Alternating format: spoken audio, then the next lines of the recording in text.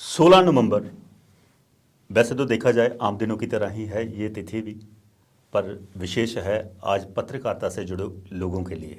ये मैं कहूँगा ये सिर्फ प्रेस के लिए इम्पोर्टेंट नहीं है जी, ये हिंदुस्तान के हर नागरिक के लिए इम्पोर्टेंट है। प्रेस का एक बहुत इम्पोर्टेंट रोल रहा है टू मोबिलाइज जो मासेस हमारी हुआ करती थी। जितने भी हमारे बड़े बड़े फ्रीडम फाइटर्स हैं, सब ने मीडिया का इस्तेमाल करके, मीडिया को एज ए प्लेटफॉर्म यूज़ करके लोगों तक अपनी बात पहुंचाई। बट जब एक मेन स्ट्रीम का पत्रकार अपनी रिस्पॉन्सिबिलिटी छोड़ देता है ये कह के कि मुझे क्या लेना देना है, तो इस तरह के लोग मशरूम ग्रोथ होती है उनकी। एक रॉ डिटेल को जिसमें ना सच है, ना उसकी वेरिफिकेशन हुई है, ना किसी ने उसके बारे में कुछ बात रखी है।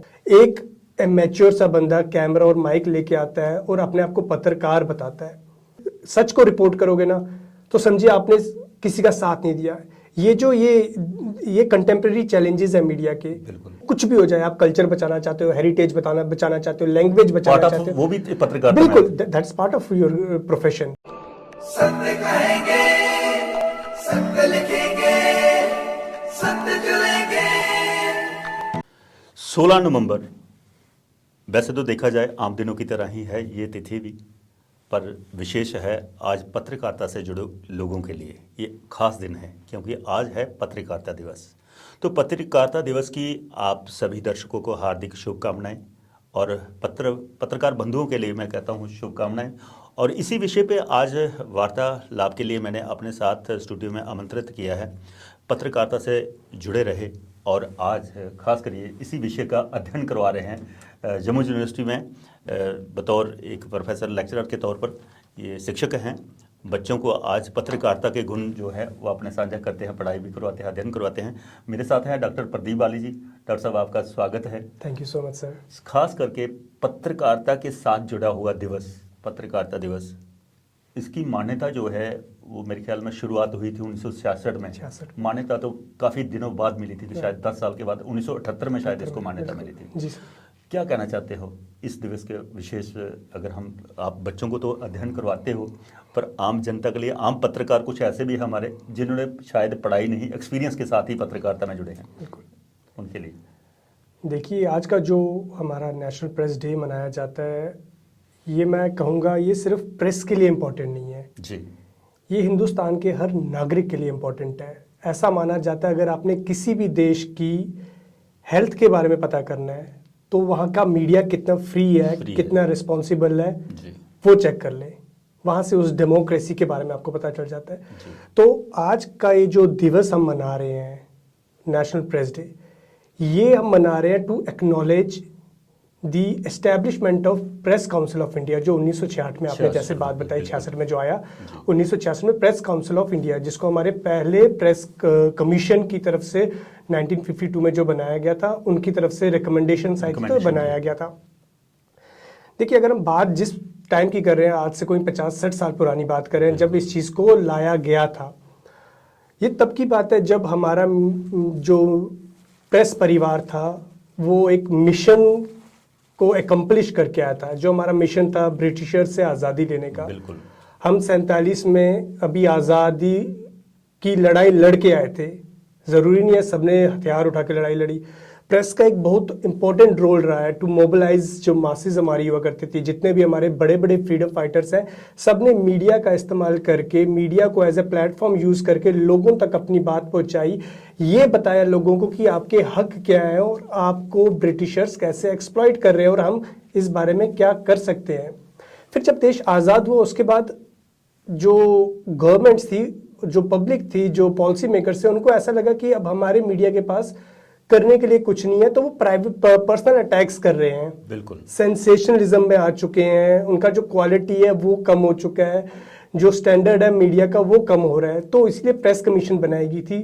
प्रेस कमीशन ने बहुत सारी रिकमेंडेशंस दी थी, कोई 17-18 रिकमेंडेशंस थी प्रेस कमीशन की। उसमें जो सबसे इंपॉर्टेंट था वो था प्रेस काउंसिल ऑफ इंडिया, जिसका मकसद ये था कि जितनी भी पत्रकारिता हमारे देश में अब चलेगी वो एक स्टैंडर्ड के तहत चलेगी। कोई भी हवा में आके पत्रकारिता नहीं करेगा। तो ये मकसद था इसका लाने का कि आपने जो हमारे देश में, जिसको पत्रकारिता को जैसे हमारे देश में चौथा स्तंभ कहा जाता है, फोर्थ पिलर ऑफ डेमोक्रेसी, उसमें इसका रोल रखा गया था it has a significant role to play in a society like जितनी भी हमारे 3 बाकी एग्जीक्यूटिव, लेजिस्लेटिव और जुडिशरी है, उनकी अकाउंटेबिलिटी और उनमें ट्रांसपेरेंसी को जो मेंटेन करेगा वो हमारा मीडिया है, वो हमारा प्रेस है। तो ये उन सब चीज़ों को एक्नॉलेज करने के लिए दिवस मनाया जाता है। डॉक्टर साहब, अगर बात की जाए पत्रकारिता की, जैसे वहाँ पे उस टाइम नॉर्म फिक्स हुए थे कि पत्रकार में क्या योग्यता होगी और पत्रकार का क्या कर्तव्य है। समाज और सरकार के बीच में एक माध्यम बनकर पत्रकार जो है वो समाज की बात, जो समाज में कोई भी अवचेतना होती है उनको वो सरकार तक पहुँचाता है। एक ब्रिज गैप जो होता है सरकार और जनता के बीच में, उसका वो गैप को मतलब उसमें करने के लिए, ब्रिज करने के लिए वो काम करता है। पर आज के टाइम पे अगर पत्रकारिता का हम देखें, पत्रकारिता में वैसा काम नहीं रहा। जितने वो पत्रकार पहले थे, कितने सुदृढ़ थे, अपने निडर थे और भवाकी से वो अपनी बात रखते थे। आज की प्रेस मीडिया में अगर हम देखते हैं कि हमारे पत्रकार बहुत सारे जो हैं और कुछ पेड न्यूज़ पे आ जाते हैं, जहाँ से अपना सेल्फ इंटरेस्ट होता है। कुछ तो पत्रकारिता का गुण ही नहीं। आजकल सोशल मीडिया का ज़माना है, किसी के हाथ में एक स्टिक है, माइक है, तो बस वो पत्रकार है और अपने नाम के साथ जर्नलिस्ट लिखना शुरू कर देते हैं। क्या वो सही है या उनके ऊपर भी कोई मापदंड होना चाहिए? देखिए, बदकिस्मती ये है कि इस पे बात करने वाले बहुत कम हैं। इस चीज़ को हाईलाइट करना पत्रकारों का काम है, बट जब एक मेन स्ट्रीम का पत्रकार अपनी रिस्पॉन्सिबिलिटी छोड़ देता है ये कह के कि मुझे क्या लेना देना है, तो इस तरह के लोग मशरूम ग्रोथ होती है उनकी जी। अब आपकी बात पे आऊँगा कि पहले कुछ और था, अभी कुछ और है। देखिए, इस बार का जो थीम है हमारे नेशनल प्रेस डे का, वो है चेंजिंग नेचर ऑफ प्रेस। यानी सरकार को भी पता है बिल्कुल कि हो क्या रहा है, बट इसमें मैं सिर्फ सरकार को नहीं कहूँगा, हमारी जो कंज्यूमर्स हैं, जो ऑडियंस है, ये उनके लिए भी एक सोचने का और कंटेम्पलेट करने का मौका है कि आप किस चीज़ को कंज्यूम करना पसंद कर रहे हो। एक रॉ डिटेल को जिसमें ना सच है, ना उसकी वेरिफिकेशन हुई है, ना किसी ने उसके बारे में कुछ बात रखी है। एक मैच्योर सा बंदा कैमरा और माइक लेके आता है और अपने आप को पत्रकार बताता है। ये मैं बच्चों से भी डिस्कस करता हूँ, मैं आपको भी बताऊंगा। जैसे एक नॉन प्रोफेशनल डॉक्टर जो होगा, बिल्कुल वो एक मरीज के लिए सिर्फ हानिकारक होगा। उसके हाथ से ज्यादा क्या हो सकता है, एक बंदे की जान जा सकती है।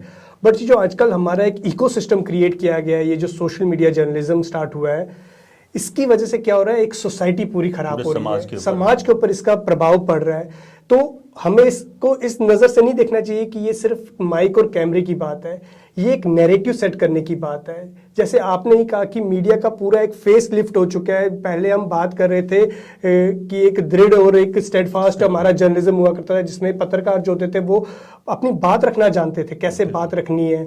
हमारे जो फ्रीडम फाइटर्स में रहे हुए हैं उनको पता होता था हमारा मकसद क्या है, मिशन क्या है, हमारा पर्पस क्या है मीडिया में आने का।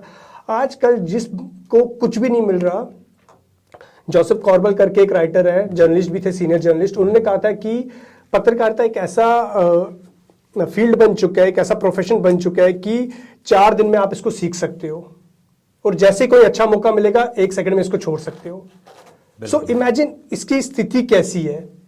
हाँ, फायदे इसकी वजह से ये आया कि एक जो सेटअप होता है इंफॉर्मेशन का, उसमें डेमोक्रेटाइजेशन हुआ है। जब मैं बात करता हूँ हमारी मुल्क की, हमारे देश की बात करता हूँ, हम डेमोक्रेसी हैं और थ्राइविंग डेमोक्रेसी है, सबसे बड़ी हम जमहूरियत की बात करेंगे। फ्रीडम ऑफ स्पीच भी यहीं पे मिलती है, सब कुछ यहीं पे है, हमारे पास सब कुछ यहीं पे। अब हम लोग क्या कर रहे हैं, उसका मिसयूज कर रहे हैं। एक हमें मौका दिया गया था, आपको ये प्लेटफॉर्म्स दिए गया, हर बंदे को अपनी बात रखने का मौका है, सोशल मीडिया का उस तरह से यूज़ करो। बट हमने क्या किया, हमने उनको मिस इन्फॉर्मेशन, डिस इन्फॉर्मेशन, माल इन्फॉर्मेशन के लिए यूज़ करना स्टार्ट कर दिया, जिस वजह से क्या हुआ, उसका स्तर गिरता जा रहा है। आज हर तरह का क्राइम आपको सोशल मीडिया पे दिखेगा। हमारे बच्चे वल्नरेबल हो रहे हैं इन तरह के नैरेटिव्स के साथ। तो इस चीज़ पे रोकथाम करनी सिर्फ सरकार या मीडिया प्रोफेशनल्स का काम नहीं है, सोसाइटी को भी इन चीज़ों को कंज्यूम करना बंद करना पड़ेगा।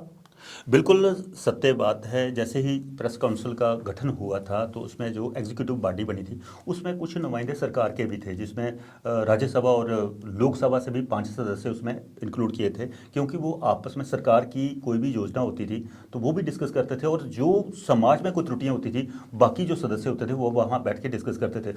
सचमुच में अगर सरकार और जो पत्रकारिता से जुड़े लोग आपस में तालमेल रखें तो समाज की बहुत सारी जो कुरीतियाँ भी हैं या समाज में कोई त्रुटियाँ हैं उनको पूरा कर सकते हैं, दूर कर सकते हैं। तो आजकल की पत्रकारिता में जैसे हमारे केंद्रीय तो हम प्रेस काउंसिल ऑफ इंडिया बनी है, क्या राज्यों में भी ऐसे कोई होना चाहिए कि ऐसी काउंसिल हो जिसमें मतलब राज्य सरकार के जो विधानसभा के सदस्य भी हों तो उनके साथ भी वो बात लाभ चले? देखिए, जैसा आपने बताया कि पहले भी बात में बताया कि जो मीडिया है, मीडिया एक ब्रिज है। ब्रिज का काम होता है दोनों तरफ को जोड़ना, ना कि एक तरफ को। अगर ब्रिज का काम है सरकार की बातें लोगों तक लाना, मीडिया का ही काम है लोगों की बातें सरकार तक लेके जाना। अब जो उसके बाद आपने सवाल पूछा कि मिलके काम करना होता है, हो रहा है, वैसा होता है। सरकार के हर जगह नुमाइंदे होते हैं। अभी भी जितने भी लॉज बनते हैं, जैसे मैं प्रसार भारती एक्ट की बात करूंगा, जो बहुत ही बड़ा हमारा एक्ट है, जो लॉ है पूरा, जो पूरा हमारा दूरदर्शन और ऑल इंडिया रेडियो को रेगुलेट करता है, उसमें हमारे लोकसभा और राज्यसभा के मेंबर्स हैं। बिल्कुल अच्छे से चलाते हैं वो लोग। देखो, जहां लॉ की जरूरत है वहां पे लॉ आ रहा है। सोशल मीडिया की प्रॉब्लम ये है कि इसको अभी तक कहीं पर भी रेगुलेट नहीं किया जा रहा। अपनी तरफ से सरकार बार बार लाती है कि डीसी के पास इसको रजिस्टर करो, एमएसएमई के पास इसको रजिस्टर करो, या और किसी ministry of information and broadcasting के पास रजिस्टर करो। बट एक फुल फ्लेज्ड कोई रेगुलेटरी बॉडी नहीं अभी तक इनके लिए बन पा रही, जिसकी वजह से क्या हो रहा है, इसका मिसयूज बहुत हो रहा है। स्टेट अपने लेवल पे इस चीज को कर सकती है। हमारा DIPR है, department of information and public relations, ये उसके मैंडेट में होना चाहिए। ये आपके प्रेस क्लब ऑफ जम्मू के मैंडेट में होना चाहिए कि हमने इस चीज पे काम करना है। प्रेस क्लब ने एक काम अच्छा किया हुआ है कि वो जो सोशल मीडिया जर्नलिस्ट है उनको मेंबरशिप नहीं देते, एंट्री नहीं देते। बट जो जब भी कहीं पे प्रेस कॉन्फ्रेंस होती है वहां पे विजिबिलिटी सिर्फ उन्हीं लोगों की होती है। बिल्कुल, जो वेस्टेड इंटरेस्ट होते हैं वो उन्हीं लोगों का फिर एक्सप्लॉयटेशन करते हैं। एक मुख्यतः देखा जाता है कि विपक्ष हो जहाँ सरकार में बैठे हुए नुमाइंदे, सबकी बात तो मीडिया पहुंचाता है, विपक्ष की आवाज़ को भी बड़ी बुलंदी से उठाता है तो पत्रकार उठाता है, पर कुछ वॉइस रिपोर्टिंग आती है बहुत सारी, कोई सरकार के साथ ही रहता है तो कोई अपोजिशन के साथ ही रहता है। क्या एक पत्रकार का धर्म ऐसा है कि वो वॉइस रिपोर्टिंग करे या दोनों की बात जो है वो सही तरीके से उसको प्रेजेंट करे? देखिए, आज मैं आप ही के माध्यम से हर पत्रकार के लिए ये उनको कहता हूं कि एक प्लेज लें कि पत्रकारिता की सिर्फ 3 चीज़ें याद रखें: सच, अनबायस्ड और ऑब्जेक्टिविटी। बाकी आपने किसका साथ देना, किसका नहीं देना, वो चलता रहेगा। अगर आप सच को रिपोर्ट करोगे ना तो समझिए आपने किसी का साथ नहीं दिया।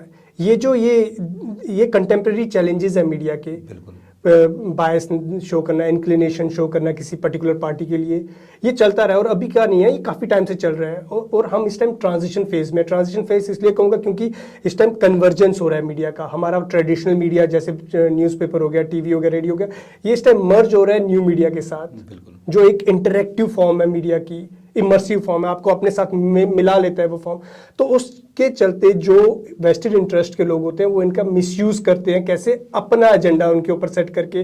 नोआम चॉम्स्की का एक बहुत अच्छा पॉलिटिकल इकोनॉमी का कंसेप्ट दिया, उसने बोला every media content has some agenda, और उस एजेंडा को कंज्यूम करने के लिए वो एक और एजेंडा क्रिएट करते हैं। सो ये इसका इस टाइम चल रहा है हमारी सोसाइटी में। देखा जाए तो सोशल मीडिया का एक बेनिफिट है जनता के लिए, खास करके कोई किसी गरीब का कोई बच्चा बीमार हो जाता है जिसके पास इलाज के लिए पैसा नहीं है, सोशल मीडिया उसमें बड़ा एक्टिवली काम करता है। और बहुत सारे मैंने देखा सोशल मीडिया चैनल है, एक छोटी सी अपील करते हैं और उसको जितना भी उसका इलाज का खर्चा है दानी सज्जन जो है उसमें पैसा देते हैं। वो भी एक पत्रकार का ही काम है।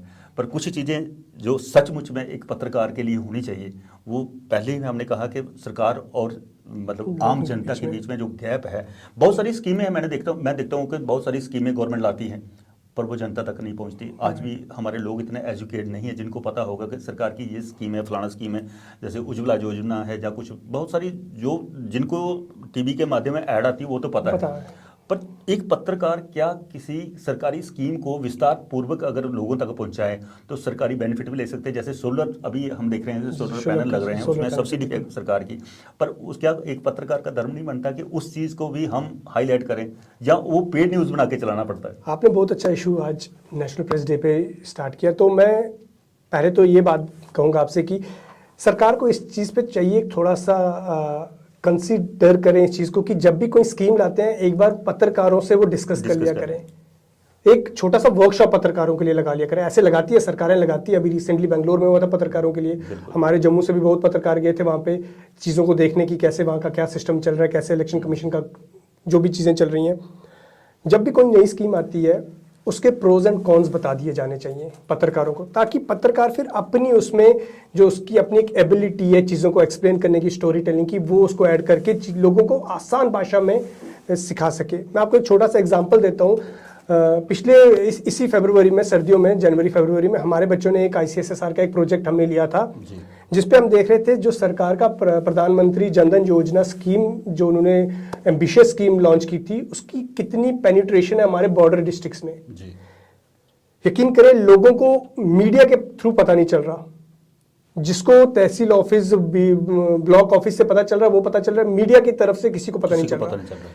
यहां से हमें ये लगता है कि हमारी जो स्ट्रेटेजीज है, किस मीडिया को कहां पे आपने चुनना है, वो कहीं पे फ्लॉड है। अब गांव वाला एरिया, वहां पे शायद डोगरी में ज्यादा अच्छे से आप समझा पाओगे, हिंदी और इंग्लिश को छोड़ के। तो हमें इन चीजों पे भी छोटा मोटा काम करना पड़ेगा। As a media educator, as a media person, हम लोगों को मिलकर इन चीजों पे काम करना है कि सरकार का जो एक, सरकार की हमेशा इंटेंशन क्या रहती है, लोगों को बेनिफिट देना। हम लोगों को उस चीज को सिर्फ सपोर्ट करना है। एक छोटा सा हमारा 1% 2% सपोर्ट होना चाहिए, ताकि जो लोकल लैंग्वेज में लोग समझ सके, हमने वो उनको बताना है। दरअसल इसी बात पे मैं आने वाला था कि जैसे हमारे रूरल डिपार्टमेंट वाले कई वर्कशॉप लगाते हैं और उसमें बहुत सारे पंच सरपंच, जहाँ कुछ गांव के लोगों को भी बुलाया जाता है, पर वहाँ पे जो हमारे कमिश्नर होंगे, जहाँ बड़े बड़े ऑफिसर होंगे, वहाँ लेक्चर देंगे उनको इंग्लिश में। तो क्या वो उन स्कीमों को उन लोगों तक पहुँचा पाते हैं? अगर वही चीज़ लोकल लैंग्वेज में या हिंदी में ही थोड़े बहुत, वही बात मैंने कही, कनेक्ट नहीं हो पाता। इसलिए जो इससे पहले मतलब हमने देखा था, एक फोक मीडिया होता था जी, जिसमें पपेट्री होता था, नुक्कड़ नाटक होता था, हर स्टेट का चल रहा है, अभी भी चल रहा है, हर स्टेट में चल रहा है, बट उसको स्ट्रेंथन नहीं किया गया। Over the period of time वो अपनी जो वैल्यू है वो कम करता है, रिड्यूस होती जा रही है उसकी वैल्यू। हम अपने जम्मू में चले जाएं, आप दूर दराज एरिया में, नहीं, लोग आपको सुनने भी नहीं आएंगे, क्योंकि उनको पता है कि यहाँ से इसने आधा घंटा बात करनी है, स्पीच देनी है, हिंदी में बात करेगा, मेरे पल्ले कुछ नहीं पड़ेगा। अगर बैठेगा कोई तो शायद वो चाय पानी का जो इंतजाम किया होता है सरकार की तरफ से, उस चीज के लिए बैठेगा। बट जो आपने बात की कि स्कीम्स को समझने के लिए नहीं बैठेगा, क्योंकि उसको पता है वो मतलब समझ आएगी भी नहीं। हाँ, वो उसको पता है कि मेरे लिए नहीं है, मुझे ये चीज समझ नहीं आएगी। हाँ, BDO ऑफिस से उसको हेल्प हो जाएगी, तहसील ऑफिस से होगी, लेकिन जो ये वर्कशॉप्स होते हैं जहाँ पे हर किसी को बुलाया जाता है, वहाँ पे एक हाई लेवल की बात चल रही होती है, एक टेक्निकल सेशन चल रहे होते हैं, वो जो एक गांव के इंसान को शायद ही सबको समझ ना आती हो, तो उसको थोड़ा सा कम्युनिकेशन को हमने ठीक करना है। उसी चीज़ को अगर पत्रकार के साथ पहले वर्कशॉप की, जैसे आपने कहा, तो वो पत्रकार अच्छे तरीके से अपनी लोकल लैंग्वेज में भी और अपने तरीके से, अपने सलीके से अगर जनता तक पहुंचाएगा तो सरकार को भी बेनिफिट होगा और पब्लिक को भी। एक और अच्छी बात बताता हूँ, जो हमारे डिस्ट्रिक्ट्स के पत्रकार होते हैं ना, वो बड़े पावरफुल होते हैं जी। उनकी बड़ी पहुंच होती है अपने एरिया में, वो हर गाँव के बंदे को जानते हैं, हर ऑफिशियल को जानते हैं। तो मुझे लगता है जब भी कोई ऐसी स्कीम आती है उसमें उनका इन्वॉल्वमेंट जरूरी होना चाहिए, ताकि उनका एक फर्ज बन जाए कि मेरा, हम अगर जम्मू कश्मीर की बात करें, यहाँ पे मैक्सिमम स्टोरीज कहाँ से निकलती हैं, या तो जम्मू सिटी से या तो श्रीनगर सिटी से एनकाउंटर छोड़ के। बाहर हमारा जितना पेरिफेरी है, जितने डिस्ट्रिक्ट्स हैं, वहां पे हम इतना फोकस करते ही नहीं है। जम्मू की जो USP है पत्रकारिता में कहूंगा, वो उसके बॉर्डर्स हैं, बट बहुत कम लोग बॉर्डर कवर करने जाते हैं। ये सोचते हैं कि हमें यहीं पे खबर मिल जाएगी, जिस वजह से जम्मू को ड्राई एरिया कहा जाता है जब पत्रकारिता की लैंग्वेज में, कि यहाँ पे खबरें ही नहीं है। दरअसल एक और बात है, जैसे हम तो बात कर रहे हैं पत्रकारिता के ऊपर ही, तो कुछ चीज़ें होती हैं, जैसे आप पत्रकारिता से जुड़े तो बहुत सारे लोग खबरें फैलाते हैं, वो तो काम है उनका, पर कुछ हमारे सांस्कृतिक धरोहर जो है वो भी लुप्त होती जाती है। तो क्या किसी कार्यक्रम के माध्यम से, जहाँ किसी लोकल, जैसे मैं खुद उससे जुड़ा हूँ, तो मैं रूरल बेस्ड प्रोग्राम बनाता हूँ, ऐसे प्रोग्राम के माध्यम से भी क्या लोगों को बेनिफिट मिलता है, जिससे अपना हमारी संस्कृति की धरोहर जो है वो भी बची रहे? देखिए, कोई भी चीज जो आप ग्रास रूट लेवल पे करोगे वो लोगों के साथ कनेक्ट करेगा। वो कुछ भी हो जाए, आप कल्चर बचाना चाहते हो, हेरिटेज बचाना चाहते हो, लैंग्वेज बचाना चाहते हो, वो भी पत्रकार, बिल्कुल, that's part of your profession. पत्रकार का काम ही क्या है? हर उस चीज को बचाना, हर उस चीज को प्रिजर्व करना जो आपकी सोसाइटी के लिए अच्छी है। आपने सोशल इविल्स के बारे में लड़ाई अगेंस्ट लड़ाई करनी, जैसे आजकल चल रहा है, तो उसके ऊपर भी अगर किसी, बिल्कुल करते हैं। देखिए, पत्रकार का यही रोल है फील्ड में, अगर वो गया है उसका यही काम है कहाँ पे गलत हो रहा है। बिल्कुल, आप कैमरा ऑन करके एक चीज को रिले करना, उसको पत्रकारिता नहीं कहेंगे। वैसे तो क्रिकेट मैच भी चलता रहता है, उसको आप पत्रकारिता नहीं कहोगे। आपने एक फ्रेम बनाना है उसका, आपने एक इम्पोर्टेंट एस्पेक्ट दिखाना है उस पूरी इवेंट का कि इसमें सबसे इम्पोर्टेंट मेरी सोसाइटी के लिए क्या है। वो एक इम्पोर्टेंट चीज जो आप निकालोगे वो खबर बनेगी, आपका एक पर्सपेक्टिव खबर बनेगा। यानी एक पत्रकार की रिस्पॉन्सिबिलिटी इतनी ज्यादा हो जाती है कि एक पूरे इवेंट में से उसको क्या अच्छा लग रहा है वो आपके लिए खबर है। बिल्कुल। आप मैं देखता हूँ कि खुद पत्रकार भी रहे और बड़े वरिष्ठ पत्रकार हो, बड़े अच्छे आपने न्यूज़पेपर में भी काम किया, चैनल्स में भी काम किया, और आज एजुकेशन मतलब एक एजुकेशन के तौर पर, एक शिक्षक के तौर पर आप बच्चों को पढ़ा रहे हो। तो आप कुछ पत्रकार ये भी जानना चाहेंगे हमारे भारत का राष्ट्रीय पहला पत्रकार कौन था, उसका भी जानकारी अगर आपको हो। देखिए ऐसे मेरे को याद नहीं है पहला पत्रकार कौन था, ये पता है भारत का कौन है ये मेरे को नहीं पता, बट हाँ जिसको फादर ऑफ इंडियन जर्नलिज्म कहा जाता है वो है जेम्स अगस्टस हिकी।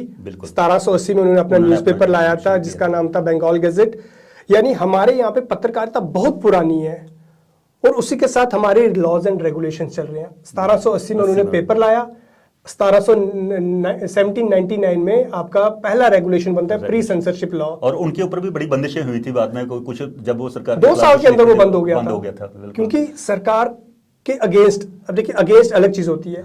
अगर आप एक पॉजिटिव क्रिटिसिज्म कर रहे हो किसी भी चीज का, दैट कैन बोल रहे हो सरकार के, तो नहीं मैं बताता हूँ उसको क्यों बंद किया गया था। क्योंकि वो जो कंसेप्ट 19वीं सदी में अपने यूएस में से आया था येलो जर्नलिज्म का, वो हिंदुस्तान ने 18वीं सदी में ही देख लिया था ये वाला। 1780 में जो उसने पेपर लाया था बंगाल गैजेट, वो ईस्ट इंडिया कंपनी के जो सीनियर एम्प्लॉयज हुआ करते थे उनकी पर्सनल लाइफ को वो एक्सपोज कर रहा था। पर्सनल लाइफ किसका किसके साथ रिलेशनशिप है, which is not part of journalism. आप नहीं जा सकते किसी की पर्सनल लाइफ में इंटरफेयर करने, तो इसलिए उसको बंद कर दिया गया था उसका पेपर 2 साल के अंदर अंदर। अगर भारतीय इतिहास की देखी जाए, बात की जाए, तो सबसे पहला पत्रकार अगर मैं कहूँ तो उन्हें मानना चाहिए जो हमारा कहते थे कि अब तो सरकार और आम जनता के बीच में पत्रकार था, तो एक देवलोक और मृत्युलोक के बीच में भी पत्रकार थे, नारद मुनि जी। इंडियन कॉन्टेक्स्ट में ही इज द फर्स्ट पत्रकार, बट रिटन में कहीं नहीं है, क्योंकि हमारा जो रिसर्च और एकेडमी स्टार्ट हुआ था यहाँ पे बड़ी लेट हुआ। जब यहाँ पे स्टार्ट हुआ तब तक हमने वेस्ट का फॉलो करना स्टार्ट कर दिया था। तो इसलिए जो हमारी को भी उस टाइम पत्रकारिता का ज्ञान नहीं था जब ज्ञान उन्होंने फैलाया था। वो भी कहाँ बड़ी सरकार, सुप्रीम सरकार, एग्जैक्टली हम वो तो देवलोक था और मृत्युलोक में हम लोग थे, हमारे बीच में वो, और उनको एक आजादी थी। जैसे फ्रीडम आज पत्रकार को है, नारद मुनि जी को भी फ्रीडम थी, मृत्युलोक में भी यात्रा कर सकते थे और हर जगह देवलोक में भी जाते थे। हमारा जो कंसेप्ट है पूरा, हमारे कॉन्स्टिट्यूशन में जो लिबर्टी का कंसेप्ट है ये वहीं से आया हुआ है। हम वहीं से इन चीजों को ले रहे हैं। हमारा कभी भी ऐसा नहीं था कि कोई चीज हमने वेस्ट की ज्यादा हमारे ऊपर इंपोज, हमने जानबूझ के वेस्ट को अपने ऊपर इंपोज होने दिया। ऐसा नहीं था कि हमारा तो सबसे पुरानी चीज है, पहला हमारा ही हुआ था महाभारत। बिल्कुल हम बड़े पुराने पत्रकारिता के उसमें, बट जो एज एन एकेडमिक रिसर्च और एकेडमिक कंसेप्ट नहीं मिली हमें, हम लेट स्टार्ट हुए। हम अभी भी जो थ्योरीज यूज कर रहे हैं, जो मॉडल्स यूज कर रहे हैं, सारा वेस्ट का कर रहे हैं।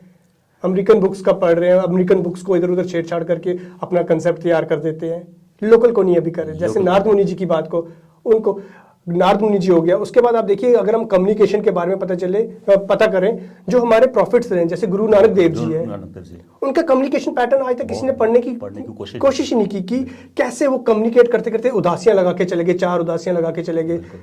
लोगों ने इन चीजों को पढ़ा ही नहीं। मैं एक इंटरनेशनल कॉन्फ्रेंस अटेंड कर रहा था जापान में, मैं हैरान हुआ, जापान के लोग गुरु नानक देव जी पे स्टडी कर रहे हैं, इंडियन पॉलिटिक्स पे स्टडी कर रहे हैं, और हम लोकल उसमें पॉलिटिक्स में घुसे हुए थे। बहुत सारे विदेशों में इंडियन ग्रंथ जितने भी हमारे सबका अध्ययन किया गया, सबका अध्ययन हो रहा है, बहुत अच्छे से अध्ययन हो रहा है। ये this is part of communication. और हम पत्रकारिता को संचार से दूर नहीं कर सकते, कम्युनिकेशन और जर्नलिज्म को आप अलग अलग नहीं कर सकते, they are part and parcel. पत्रकारिता बिना कम्युनिकेशन के अधूरा है। आखिर में क्या संदेश देना चाहते हो आने वाली नई पीढ़ी के लिए जो पत्रकारिता के साथ? देखिए मैं नई पीढ़ी को भी यही कहूंगा, और जो ऑलरेडी इस प्रोफेशन को चुन चुके हैं उनको मैं यही कहूंगा कि आप अपना रिस्पॉन्सिबिलिटी समझे। आपके ऊपर आप बहुत ज्यादा पावरफुल हो, as a media you are very powerful.